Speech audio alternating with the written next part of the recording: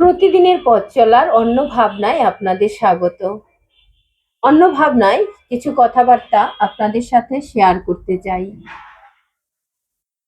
আজকে বলবো সন্তানকে জীবনবোধ শেখানো কেন দরকার। আজকের শিশুরা বই পড়ে, কিছু শেখে, প্রযুক্তি ব্যবহার করে দ্রুত এগোয়, কিন্তু শুধু ভালো ছাত্র বা দক্ষ ব্যবহারকারী হলেই কি মানুষ হওয়া যায়? বাস্তবতা হলো জীবনে টিকে থাকতে, সম্পর্ক সামলাতে, নৈতিক সিদ্ধান্ত নিতে জীবনবোধ সবচেয়ে জরুরি।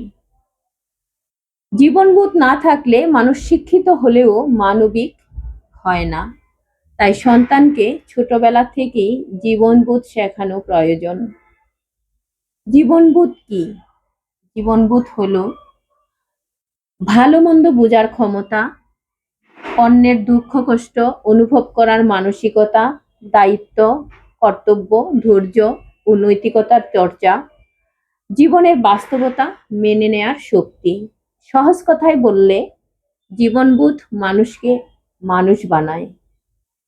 সবাই ভালো থাকবেন। সবাইকে ধন্যবাদ।